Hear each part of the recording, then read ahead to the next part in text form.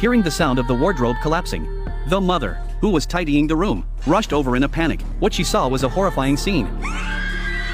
Her son pinned beneath the fallen wardrobe. In despair, the mother tried to lift the wardrobe, but its weight of hundreds of pounds made it impossible for her to budge an inch, as a torrent of blood flowed from beneath the wardrobe.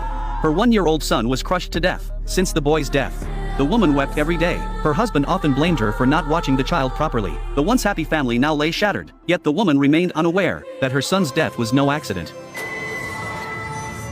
After burying her son, Siccin lived daily in self-reproach. She believed her own negligence had caused his death. The entire household was utterly submerged in sorrow. Whenever she had a moment, Siccin would wipe the spot where her son's clothes once hung in the wardrobe. Only this gesture seemed to offer temporary relief from the agony of her loss. But when her husband witnessed this ritual, his rage would erupt instantly. He blamed her failure to protect their son for the tragedy, though he knew her actions were unintentional.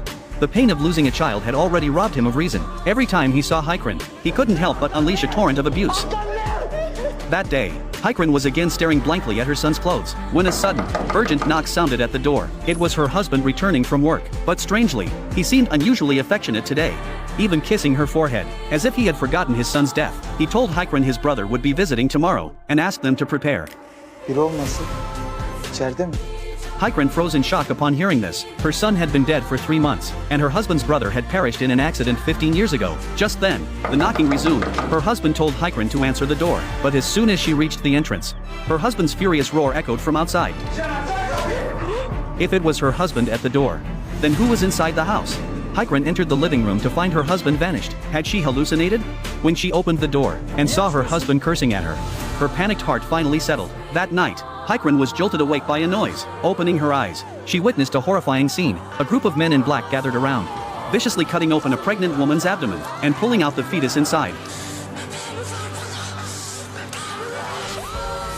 Her husband, hearing the commotion, rushed in, but when Siccin looked around, everything had returned to normal. Believing her to be mentally unstable, he chose to ignore her. Siccin herself didn't understand what was happening to her. To prevent her family from completely falling apart, she tried to mend her relationship with her husband, but all she received in return was his icy, unyielding expression. He wouldn't even spare her a single glance. Heartbroken, Siccin went to her son's grave. She begged him endlessly for forgiveness, pouring out her longing and grievances. Just then, a strange sound reached her ears.